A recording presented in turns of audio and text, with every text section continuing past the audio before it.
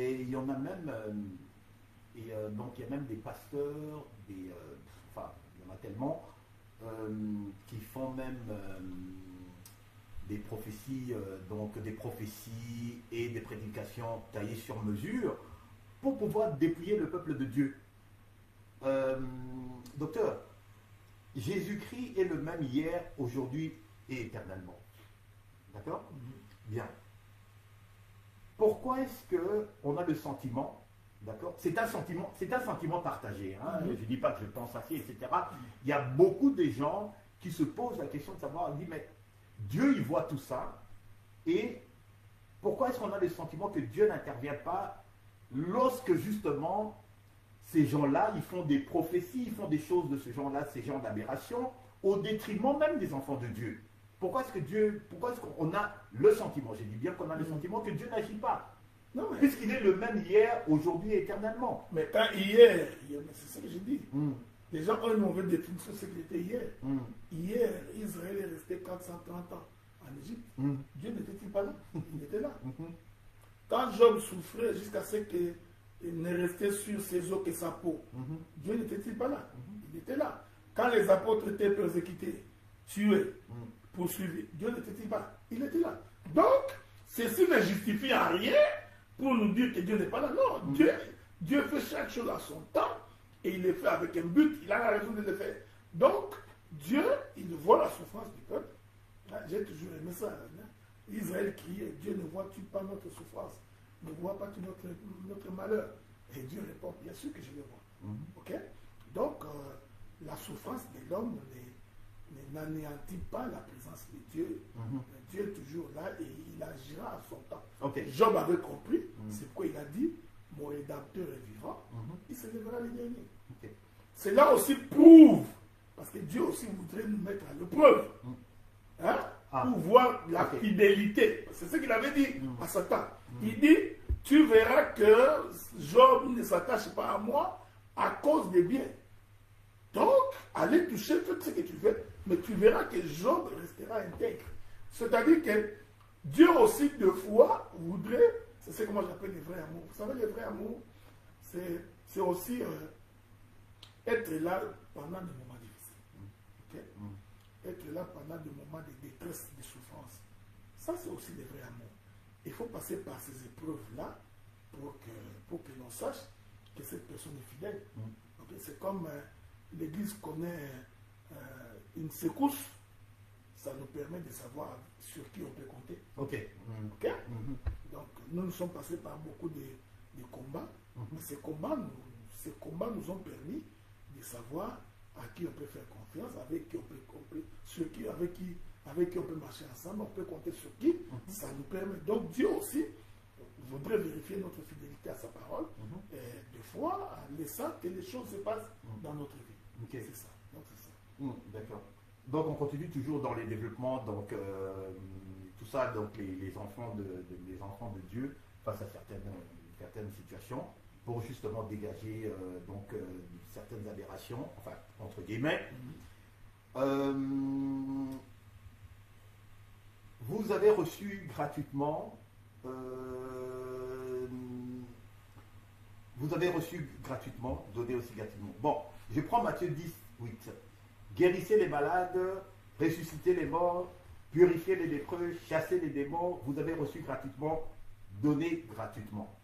Bien.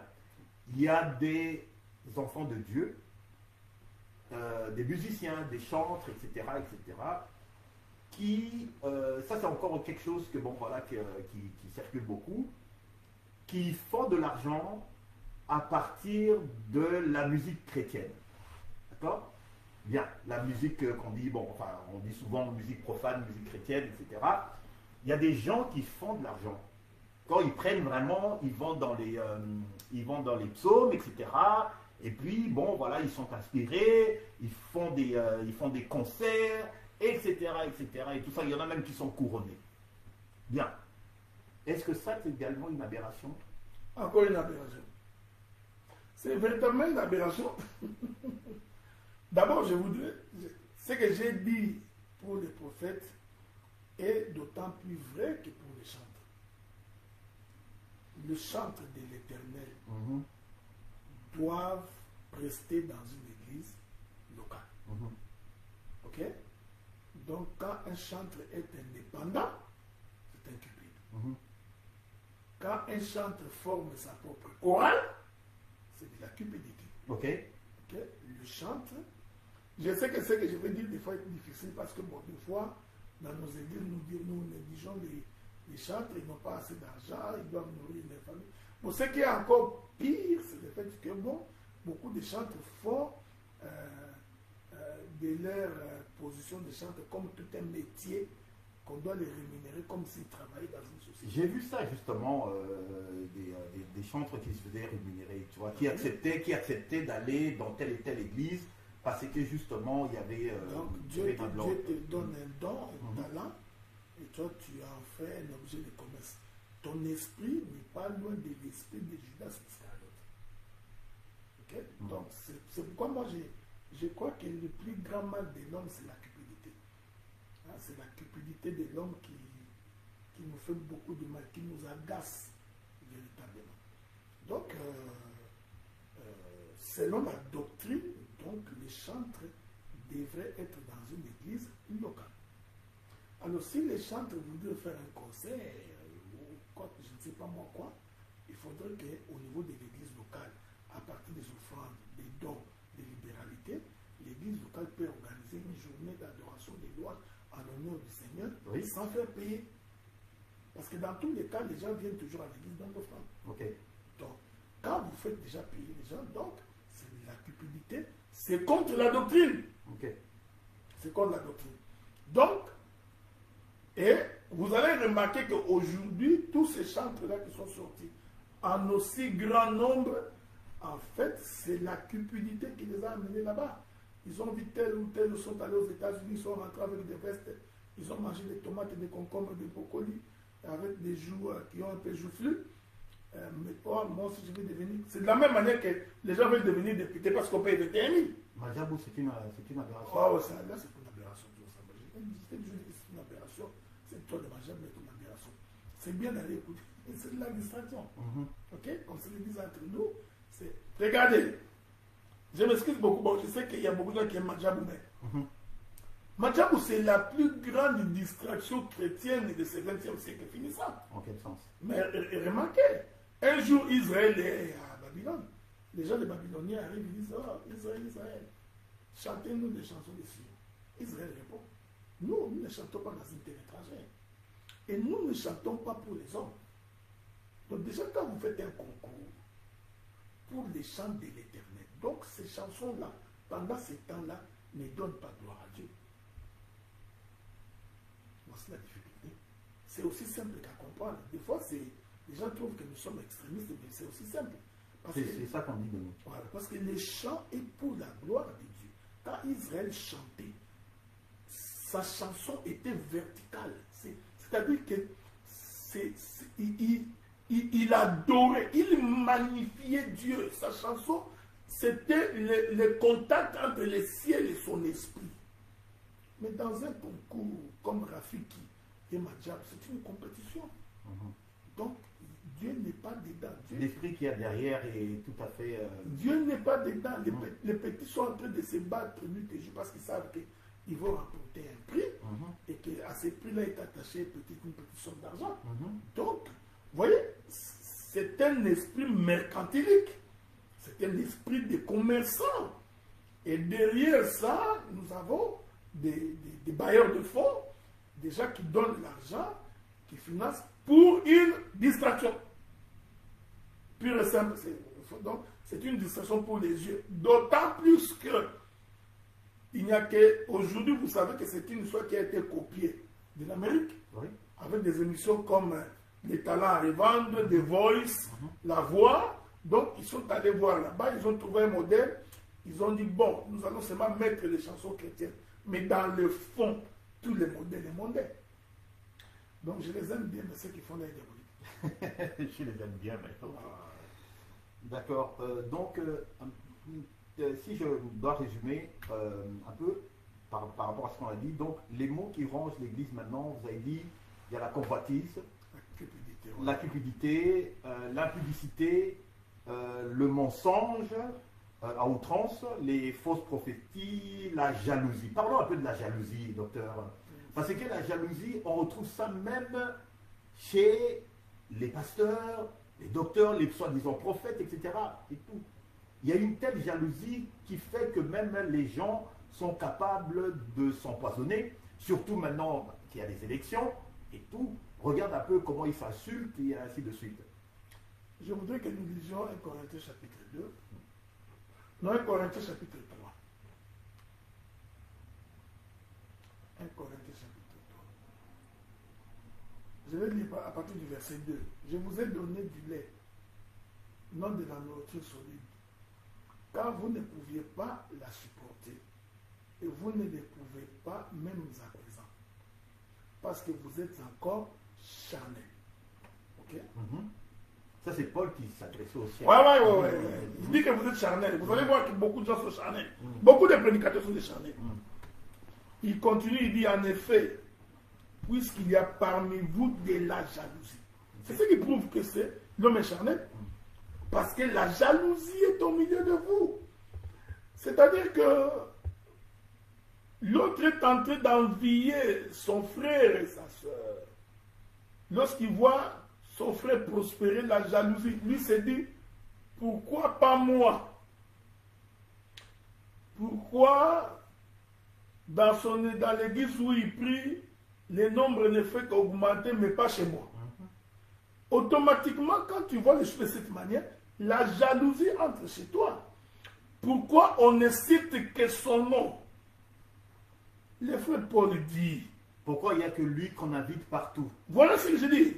Il dit, en effet, puisqu'il y a parmi vous de la jalousie et des disputes. Donc c'est la jalousie qui crée les disputes. Il y a des querelles parmi vous. N'êtes-vous pas charnel? Ne marchez-vous pas selon l'homme? Quand l'un dit, moi je suis de Paul, un autre, moi je suis d'Apollos, tu vois, c'est l'esprit qu'il y a aujourd'hui. Ça, c'est mon fils.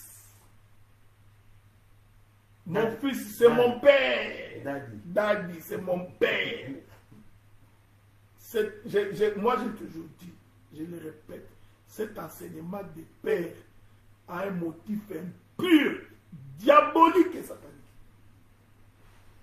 Vous comprenez ce que je dis? Donc, les gens se réclament, nous sommes des Kinshasa, nous sommes. C'est pourquoi j'avais demandé que nous sortions de ces choses. Okay? Moi, j'avais dit carrément, sortez des organisations des hommes, sortez des communautés des hommes, sortez, parce que celui qui est mort pour vous, c'est le Seigneur Jésus-Christ. Aucun pasteur, aucun homme ne peut être au-dessus des autres hommes. Non! C'est anti-biblique. Ok? Une gestion pyramidale. Je vais y revenir dans les jours qui viennent. La vision papale dans les choses de Dieu est soufflée par le diable. Ce qui est encore étonnant, vous allez voir que celui qui voudrait se faire passer pour un pape, des fois, lui aussi un pécheur. Mais un pécheur, c'est comme je dis tantôt, un pécheur qui condamne un autre pécheur. Est-ce que vous trouvez ça normal? L'autre est impudique. Ok. Vous l'attrapez, vous le chassez. Mais celui qui chasse l'impudique, c'est un voleur. Celui qui chasse l'impudique est un cupide. Mais ils sont tous pareils, les oiseaux du même plumage. Donc, au point où aujourd'hui les gens s'empoisonnent, c'est-à-dire par jalousie, c'est pourquoi il faut habiter loin des gens comme ça. Moi, j'ai toujours dit, quand quelqu'un ne t'aime pas, tu ne peux pas forcer. Okay? Donc, vous savez, vous pensez que Judas Iscariote avait vendu Jésus parce qu'il cherchait l'argent? Non. Judas Iscariote, il n'a jamais aimé Jésus. Tout le temps qu'il marchait là, lui, ça l'énervait. Pourquoi Jésus fait des miracles? Pourquoi beaucoup de gens le suivent? Pourquoi il parle bien? Pourquoi seulement lui? Pourquoi Marie est à côté de lui? Pourquoi Marthe, Lazare? Ça a énervé Judas Iscariote. Jusqu'à ce que il s'est caché derrière la doctrine. Parce que c'est comme ça. Je vous informe que tous les mauvais se cachent derrière la doctrine. Tous les jaloux. Oui, Judas Iscariote a dit, Ah non, tu sais, ces parfums ici, si on les vendait, on donnerait aux pauvres. Vous voyez? Donc, il a donné une bonne intention. Les jaloux sont comme ça. Ils se cachent toujours. Oh, tu vois les bons sens, tu vois, selon la doctrine. Alors qu'en réalité, leur cœur est rempli de jalousie. Maintenant, une fois que c'est rempli de jalousie, ils vont chercher le moyen de te piéger. Il suffit que tu commettes une petite erreur, tu es décapité. Mais gloire soit rendue au Seigneur parce que notre vie ne dépend pas des hommes. Notre vie dépend du Seigneur Jésus-Christ. Notre vie dépend de Dieu. Alors, je voudrais que tu sois en paix parce que si ta vie dépend de Dieu, tu t'en fous de ce que les hommes disent. Ils peuvent faire des réunions, ils peuvent rentrer, former des cohortes des gens. Ça ne changera rien quand le Seigneur est avec nous. Donc, aujourd'hui, les gens s'empoisonnent. Ils s'empoisonnent par jalousie. Parce qu'en fait, la jalousie fait en sorte que même la personne que tu vas tuer, tu ne prendras pas sa place. Tu vois comment c'est satanique. Donc, on empoisonne quelqu'un qui mourra, mais toi, tu ne prendras pas sa place. Tu ne prendras pas sa femme. Tu ne deviendras pas le père de ses enfants. Mais pourquoi tu les tues? Jalousie. Donc, c'est là la difficulté, mais en réalité, dans le fond, parce que les hommes sont charnels. Et en plus, ils mentent comme ils respirent.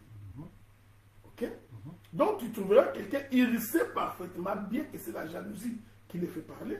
Il sait bien qu'il est en train de mentir par jalousie, mais il continue quand même à mentir. On n'est pas en train de parler de ceux du dehors, hein, parce que quand vous avez commencé de ces versets que vous avez dit, Paul s'adressait aux nôtres, mais les chrétiens charnels. Il était dans la maison. Okay? Il était dans la maison. Donc, c'est pourquoi nous sommes en train de vivre des moments où il faut faire très attention. Donc, comme les gens sont devenus trop charnels, il faut savoir où tu mets les pieds, avec qui tu causes, dans la maison de qui tu vas manger. Okay? Donc, parce que ton ennemi reste toujours ton ennemi. Okay? Donc, les diables rôdent tout autour de toi, ils cherchent le moyen de t'avoir. Il faut faire attention pour qu'ils ne puissent pas t'avoir. Donc aujourd'hui, la jalousie bat son plein dans tous les milieux des chrétiens. Mais comment alors, parce que ça c'est encore une autre aberration, comment se fait-il que souvent on a encore, on a encore le sentiment que c'est certaines églises où on a ces pasteurs, ces pseudo-hommes de Dieu qui servent et tout ça, tout le monde est au courant. On peut savoir que cet homme-là est un impudique. On peut savoir, on peut dénoncer, il y a des gens qui peuvent dénoncer le fait que, bon, voilà, tout ce qu'il est en train de dire, c'est le seul souci, c'est de vous soutirer de l'argent. Mais malgré ça, il y a des gens qui donnent de l'argent, il y a des gens, surtout ceux qui sont en but de prophétie, n'en parlons pas, il y a des gens qui continuent à... Ces gens, ils sont capables de remplir le stade de martyr. Comment expliquez-vous ça, docteur? Est-ce que c'est quoi? Qu'est-ce qui anime les fidèles qui vont dans des endroits pareils? D'abord, ils sont envoûtés, d'autant plus qu'ils n'ont pas Dieu. Dans l'envoûtement, on va les avoir plus facilement, alors que les envoûtements ne peuvent rien contre Jacob, et les enchantements non plus. D'abord, c'est de l'envoûtement. Beaucoup sont dans les sens occultes. Okay? Donc, ils sont plus dans la cabane juive, avec des bonnets, des écharpes, des talites. Ils vous envoûtent. Donc, nombreux sont dans cela. Et une fois que tu es envoûté, tu vas donner l'argent. Également, d'autres sont désespérés. Tu vois, quand quelqu'un est désespéré, il peut avaler n'importe quoi. Donc, les autres sont désespérés. Alors, une fois qu'il est désespéré, tout ce qu'on lui dit là, automatiquement, il est emporté par cela. C'est le désespoir. C'est le désespoir. Donc, un peuple désespéré, c'est un peuple facile à manipuler. Donc, alors il faudrait maintenant qu'il y ait des hommes, des dieux capables d'ouvrir, d'amener les gens à ouvrir les yeux. Justement, ça va être ma question suivante. Qu'est-ce qu'on peut faire justement pour sortir les nôtres de cet état de servitude? Il faut continuer à nous écouter. Il faut continuer à écouter les serviteurs des dieux qui parlent vrai, qui parlent authentique. il faut continuer à écouter les serviteurs de Dieu qui ont un front parler. Pas les marchands de prophétie. Non, pas des marchands de prophétie, ils ne servent à rien. Il faut toujours te dire que quand un serviteur est fortement combattu, c'est qu'il y a quelque chose qui dérange là-bas. Parce que les gens qui dérangent sont toujours combattus. Vous avez remarqué, c'est un principe. Celui qui ne dérange pas, il n'est pas combattu. Quand tu es comme eux, tout le monde comme eux, vous voyez le mal et vous faites semblant, vous voyez les désordres, vous fermez les yeux, au nom du politiquement correct, au nom de la paix, vous faites semblant, eh bien, ce sont des gens qu'il ne faut pas suivre. Mais les gens qui sont capables de dire que ça, là, c'est mauvais. Ok? C'est comme j'ai suivi mon bien-aimé, l'apôtre Jean-Claude Kassoy, qui a été suspendu. Il s'est répandu. Non, mais écoute, non, qu'on se le dise entre nous. Ça, c'est entre nous. Pourquoi on va les suspendre? Qui a eu mandat de suspendre un ministre du Dieu? Même si... Il a été mis à l'écart. Non. Il a été considéré comme un mais lépreux. c'est qui décide que cet homme était lépreux? Comment voulez-vous? C'est ce qui me chagrine. Comment voulez-vous un impudique d'un apôtre? Un apôtre impudique, connu, dragueur de femmes dans tous les réseaux sociaux. Tout le monde connaît. Celui-là, vous le supportez aussi facilement. Ok, d'accord. Deux poids, deux mesures. Comment voulez-vous un voleur, un escroc, un détourneur? Celui-là, vous le supportez facilement. Celui qui calomnie à longueur de journée, qui fait des faux témoignages, vous le supportez facilement. Je peux ajouter. Comment voulez-vous un mafieux? Parce qu'il y a des pasteurs qui sont dans la mafia. Ils font des fausses déclarations. Ils établissent des faux papiers. Ils font venir les gens en Europe, en Amérique, en Asie, sous des faux documents. Tout le monde est au courant. Ces gens-là, vous les supportez. Mais les gens qui disent la vérité sont devenus des ennemis. C'est ça la difficulté. Donc, que le frère ait fait une déclaration demandant au sein de voter un candidat, c'est son choix. Est-ce que pour ça, là, c'était ça la raison? Ouais. Vous voyez? Donc, est-ce que ça, là, on peut suspendre quelqu'un? Vous les suspendez, est-ce que nous sommes une église du Christ au Congo? Parce que vous savez, il n'y a que dans l'église du Christ au Congo ou dans l'église catholique qu'on peut suspendre quelqu'un comme ça. C'est-à-dire parce que les églises sont comme des extensions de la maison mère. Ce sont des succursales de la maison mère. Donc, les représentants légaux peuvent vous permettre, de la même manière, ils peuvent vous suspendre tout en étant à Rome. Mais nous ne sommes pas une église du Christ au Congo pour qu'il y ait quelqu'un. De quel droit? Donc, j'ai la liberté de dire ce que je pense.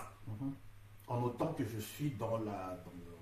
Donc, vous comprenez ce que je dis. Donc, un individu qui se cache d'ailleurs, parce que j'ai vu la lettre qui a été écrite, qui n'est pas signée, une lettre anonyme. Comme toujours. Comme toujours, comme dans leurs habitudes. Donc, il se cache, il est en train de se cacher parce que il attend que dès qu'il y aura un enlèvement pour que le fils de l'iniquité puisse faire sortir ses cornes pour qu'on puisse les voir. Donc, il se cache. Il se cache derrière des groupes WhatsApp qui deviennent, et ces groupes-là deviennent comme une réunion des sorciers. Et vous allez remarquer que ces gens-là sont en train de combattre ceux qui ont la grâce. C'est un règlement de compte en fait. Finalement, c'est un règlement de compte. C'est-à-dire que puisque vous l'avez tellement dérangé, dès que nous l'aurons, j'ai même entendu quelqu'un qui dit, les jours où nous allons la voir, Tokosili ses carrières. Ça, c'est un prédicateur qui dit ça. C'est à là, Tokosili ses carrières. Gloire soit rendue au Seigneur parce que la gloire et la carrière, nous l'avons de par Dieu et non pas de par les hommes. Vous voyez? Ça, c'est ça le mal qui existe aujourd'hui. Et puis ce que moi je plains, c'est le fait que tout le monde le sait. Quand vous le prenez en privé, oui, donc on sait, ce n'est pas bien, ce n'est pas comme ça qu'on fait dans les choses de Dieu. Mais incapable d'élever la voix. Et ça, ce n'est pas donné à beaucoup. C'est-à-dire que nous avons besoin des frères et des sœurs, cette génération, comme le prophète Élie qui dit à Akab, il dit c'est toi qui troubles Israël. Tu vois? Donc des gens qui sont capables de dire que tu es en train de troubler. Quand les hommes de Dieu créent une fraternité, vous êtes en train de condamner les occultistes, les francs-maçons, les rosicruciens. Mais vous vous comportez comme eux. Exactement. Quand les hommes de Dieu créent ce qu'on appelle une fraternité, il ne suffit pas qu'il y ait des statuts. Quand vous vous arrangez pour vous couvrir dans les péchés mutuellement, soit dit que non, tu vois, si on dit l'église va être ébranlée. Quand vous le faites, vous êtes dans une fraternité. Vous êtes complices autant. Donc vous n'êtes pas différent des occultistes. Donc aujourd'hui, la difficulté que nous avons, c'est-à-dire que les hommes bien, les hommes épris de justice sont les mauvais. Les voleurs sont les plus considérés. Tu vois, les détourneurs, les cupides, les gens qui mettent la main dans les poches des frères. Ces gens-là, vous, bon, je vais lire l'écriture parce que des fois, quand nous parlons comme ça, vous pensez que nous sommes en train. Mais un impudique et un cupide, où est la différence? Disons ça. La Bible est simple, je vais lire l'écriture pour vous. Corinthiens. Je compte 1 Corinthiens chapitre 5, verset 10. Ça, vous connaissez l'histoire. L'homme impudique, hein? Je continue, verset 10. Non pas d'une manière absolue avec les impudiques de ce monde. Ou avec les cupides.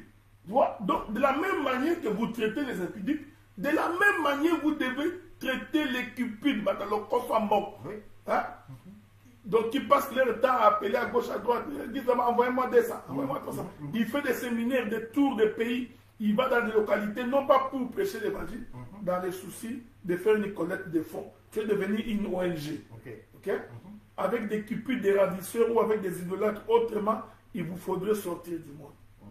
Ni les efféminés, ni les infâmes, ni les voleurs, ni les cupides, ni les ivrognes, ni les outragés, ni les ravisseurs n'hériteront les royaumes de Dieu.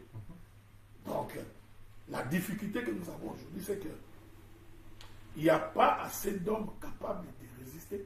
Et puis, quand tu résistes, il faut savoir que tu auras des combats. Okay?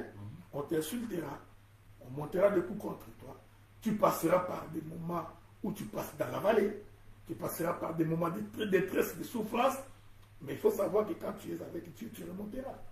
Mais beaucoup n'ont pas cette capacité de résister. Ils sont faibles. Ouais, ils sont faibles. Dès qu'on est résisté 3 fois, il va faire des courbettes. Non!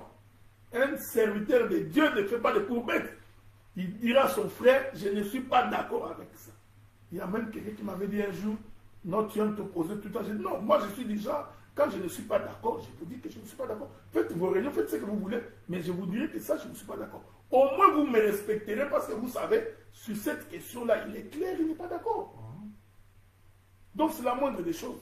Donc, je ne mentirai pas, je ne ferai pas de l'hypocrisie. Je vous dirai que je ne suis pas d'accord.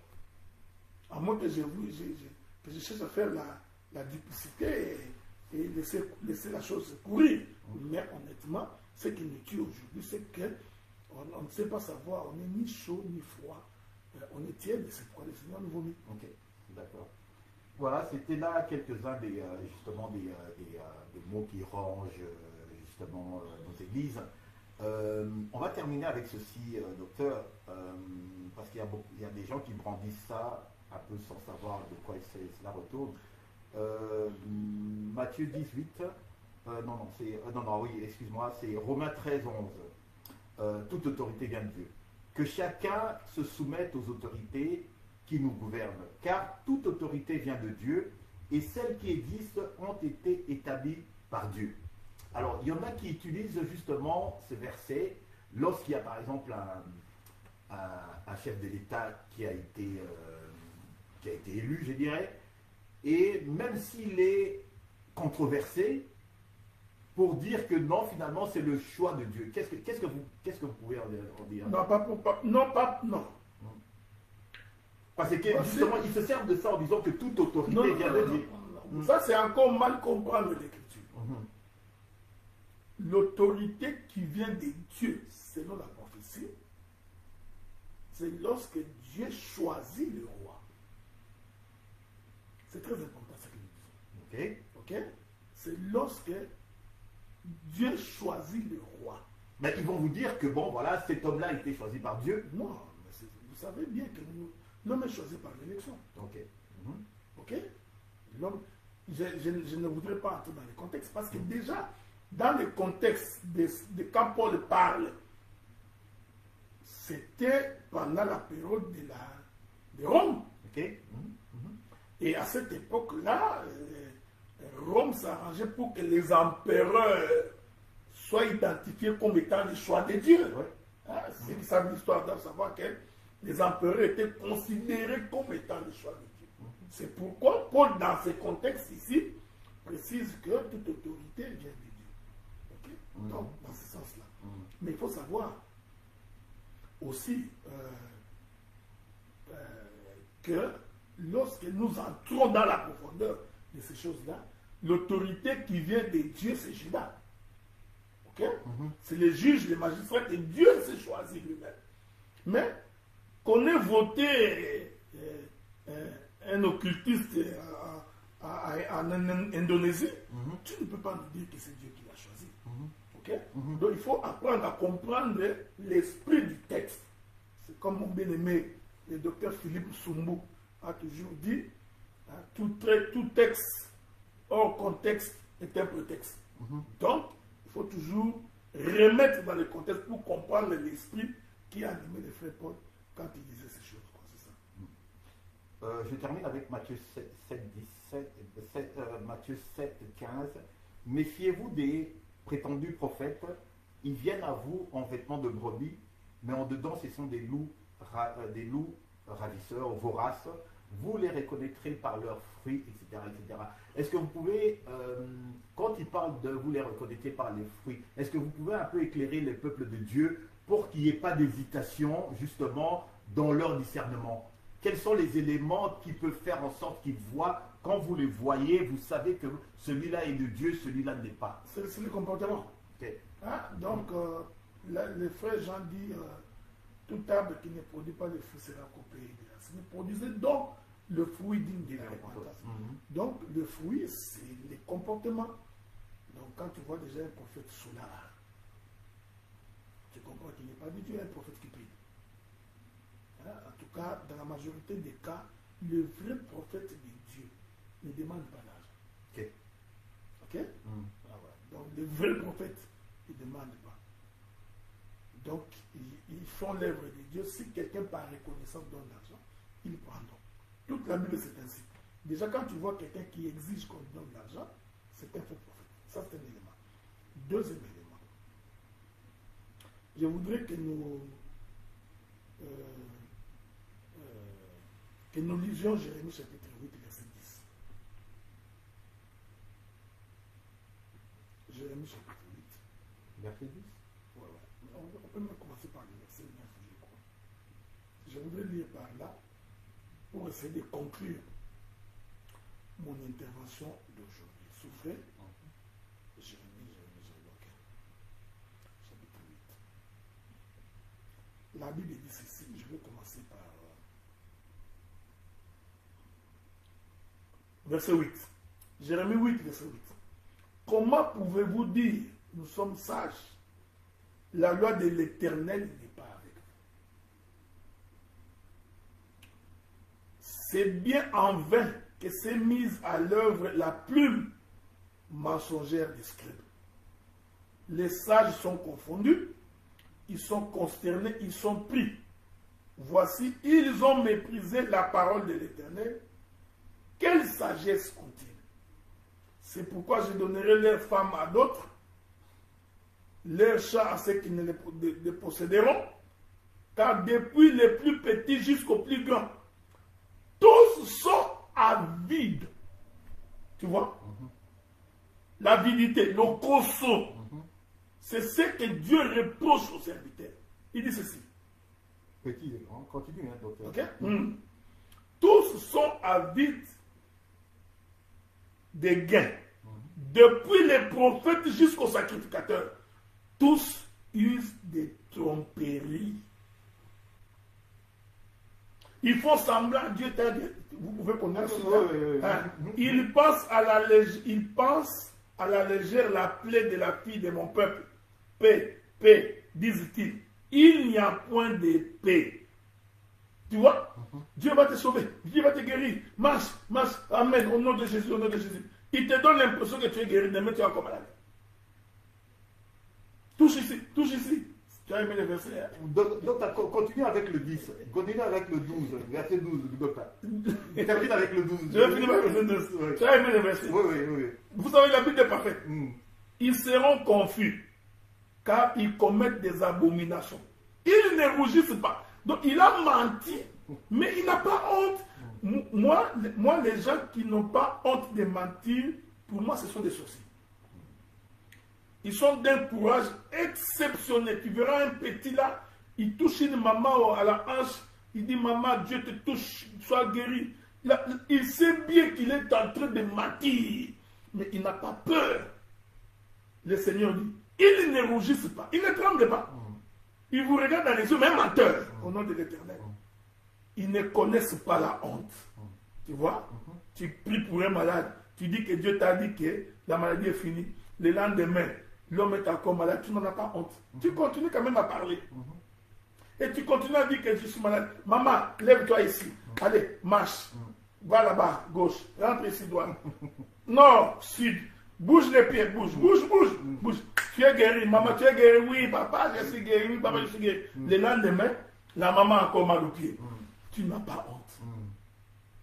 Vous mentez au nom de Dieu. L'heure sort maintenant, docteur. Écoutez ce que la Bible dit.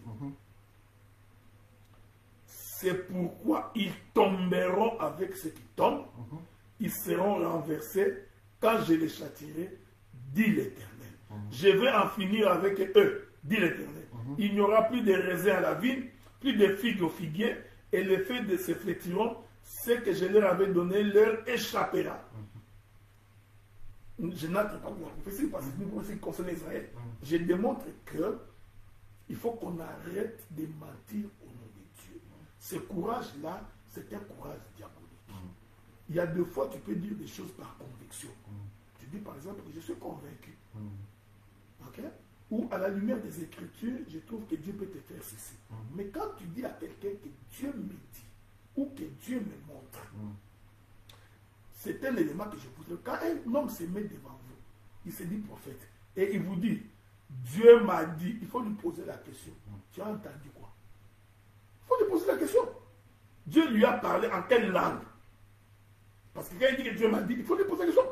Tu as entendu quoi dans ta langue? Dieu parlait en Chiluba, en Kikongo, en Swahili. Et qu'est-ce que Dieu avait dit? Mais vous allez vous rendre compte que ce sont des menteurs à outrance. Maintenant, un prophète peut aussi avoir une vision. Okay? Or, la vision n'est pas la représentation exacte des choses. Je suis tout à fait d'accord là-dessus. Maintenant, quand un prophète a une vision, il lisez votre Bible. Le prophète pose la question à Dieu. Qu'est-ce que c'est j'ai vu? Dieu va maintenant dire, tu vois ce que tu as vu dans ta vision, ceci veut dire ceci. Ce que tu as vu, le chat que tu as vu là, c'est l'oncle de sa tante. C'est l'exemple que je dois. Maintenant, quand un prophète arrive devant toi, il faut d'abord qu'il te dise quelle est la vision qu'il a eue. Pendant qu'on priait, j'ai vu. Nous allons tous examiner, ok? Maintenant, après avoir vu, qu'est-ce que Dieu a dit? Si Dieu n'a rien dit, tais-toi. Si ce sont des pensées, dis-toi que je pense. Mais vous mentez au nom de Dieu et vous continuez à parler. Il y a une écriture que j'aime beaucoup, Deutéronome 18. Je vais finir par là. Le livre de Deutéronome, chapitre 18. J'espère que c'est celui-là, à moins que je me trompe, mais je crois que c'est celui-là. Deutéronome, chapitre 18. Ah!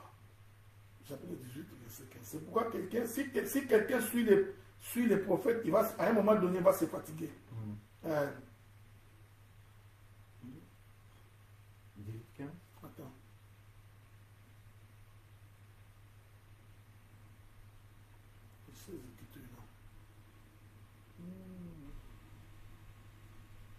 Voilà. Je suis dans Deutéronome 18, verset 20.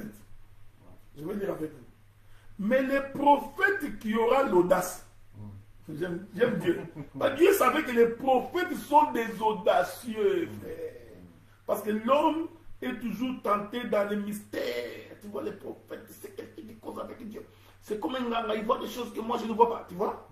Il dit, mais le prophète qui aura l'audace de dire en mon nom une parole que je ne lui aurais point commandé de dire, et qui parlera au nom d'autres dieux, ce prophète-là sera puni de mort.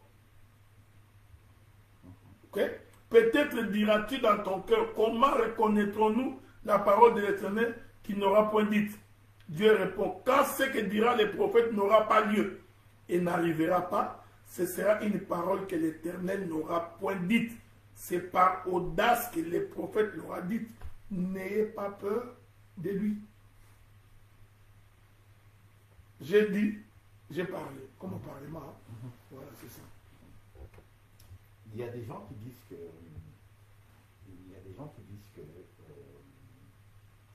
celui qu'on appelle chez nous le prophète des nations, c'est Dieu qui l'utilise. Qu'est-ce que vous en pensez? Fausseté. Fausseté. Ah ouais. Il n'existe pas de prophètes des nations. Okay. Arrêtez-nous cette histoire-là. Il n'existe pas de prophètes des nations. Il n'y a que des prédicateurs de l'évangile qui vont vers les nations pour les enseigner, pour qu'ils viennent au Seigneur.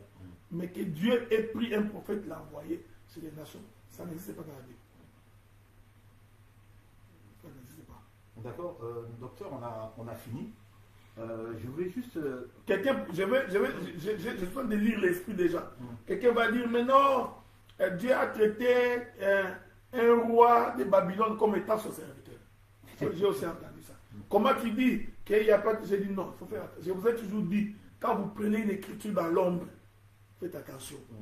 Avant de traverser avec cette écriture dans le Nouveau Testament. Oui. Il y a le droit d'auteur. Ah ouais, avant de traverser, il faut faire attention. Donc, tu ne vas pas prendre une écriture dans l'Ancien Testament où Dieu dit, le roi de Perse est mon serviteur. Toi, tu prends ça, tu vas traverser dans le Nouveau Testament, nous allons te tuer pour rien. Ok? Donc, faites attention. Quand tu ne connais pas des mal, on va te donner l'information.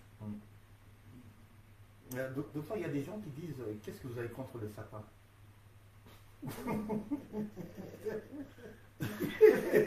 Mais le sapin est un arbre comme tout autre arbre.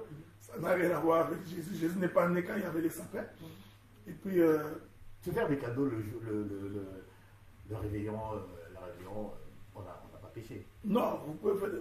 Comme vous pouvez vous faire des cadeaux tout le temps, tous les mois. Nous ne distinguons pas les jours. Donc, tu vois, c'est un peu dans ce sens-là. Mais si on a fait une coutume ou on a fait une doctrine, là, ça nous pose un sérieux problème. De telle sorte que si on n'en fait pas, les troubles rentrent dans l'église. Là, ça devient un problème. Mais c'est comme nous, à la fin de cette année ici, à Ottawa, on va se faire des cadeaux. Ça fait longtemps qu'on est ensemble, on s'est dit, bon, pourquoi pas. Mais en faire une doctrine, là, ça devient un sérieux problème. Ok, d'accord. Je pense que ça a été clair. Est-ce que vous avez un mot à dire, docteur, puisqu'on est, en fait, est-ce que vous avez un mot à dire aux gens, parce qu'on est quand même vers la fin de l'année, qu'est-ce que vous avez quelque chose à dire de particulier? Non, je voudrais d'abord dire au peuple de Dieu que c'est le Seigneur Jésus-Christ qui est mort pour nous. Et vous devez votre vie à Jésus. Donc, ne soyez pas affranchis pour devenir esclave de quelqu'un. Ceci est très important. Ayez toujours cette liberté d'esprit d'agir avec votre conscience. Essayez de ne pas agir sous la pression ou sous la recommandation de qui que ce soit. Prenez l'habitude de faire seulement ce que Dieu a dit de faire. Si quelqu'un vient vous raconter une histoire que Dieu n'a pas dite, il ne faut pas vous plier. Ça, c'est parfait. Deuxième élément. Ça, je l'ai dit pour moi. C'est-à-dire que je ne suis pas dans une communauté quelconque. Il faut considérer que nous ne sommes pas dans une communauté, nous ne sommes pas enfermés dans un communautarisme faux et archi-faux. Nous avons l'indépendance d'esprit. Le ministère a été donné pour le monde entier. Donc nous ne pouvons pas être cantonnés dans un coin quelconque afin de subir la pression des autres. Nous n'avons pas cette habitude-là et nous ne l'autorisons pas. Donc, la vision, c'est prêcher l'évangile que les gens croient et nous pensons que le Seigneur s'est encore réservé 7000 hommes qui n'ont pas encore fléchi les genoux devant Baal. Et avec ces gens-là, nous allons servir le Seigneur. J'ai saisi l'occasion pour faire un appel à tous les hommes épris de justice. Il faut vous aligner pour que nous servions Dieu dans la droiture, dans l'honnêteté et dans la sincérité. pas avec hypocrisie, duplicité et avec jalousie, mais avec toute sincérité. Ceci est très, très, très important. Une chose aussi à retenir, l'Assemblée des saints n'est pas une propriété privée de quelqu'un. C'est pas une marque déposée. C'est pas une marque déposée. Donc, je peux me lever demain matin, je demande à tous les saints de voter Constant Moutamba. Bon, l'élection a déjà pu faire. Mais personne ne peut venir me dire que non, tu n'as pas les droits. Non, mais tu n'es pas propriété. Ce n'est pas ton... Non, non, non. Donc, l'Assemblée des saints n'est pas une propriété de quelqu'un. Ok? Donc, qu'on s'appelle Assemblée des saints, Assemblée des élus, Église de Dieu, peu importe, l'essentiel est que les termes bibliques, nous sommes fils de Dieu et nous croyons la parole. Maintenant, pour nos églises qui se trouvent au Canada, donc le 31, c'est un dimanche, nous aurons notre culte comme d'habitude à Ottawa. De 14h30, nous irons jusqu'à 19h parce que nous mangerons ensemble après et puis nous ferons quelques échanges de cadeaux. Et puis, dès que nous terminons à Ottawa, nous allons prendre nos voitures, nous irons à Montréal. Et à Montréal, nous allons prier à partir de 22h30 jusqu'à 2h ou 3h du matin. Et nous allons bénir le Seigneur pour nous avoir protégés. Donc, j'invite tous les frères et toutes les sœurs à se joindre à nous. Même vous qui ne nous avez pas visités il y a très longtemps, vous avez l'opportunité de venir de prier avec nous. Vous avez l'opportunité de venir célébrer avec nous. Nous ne fermons la porte à personne, sauf aux faux frères.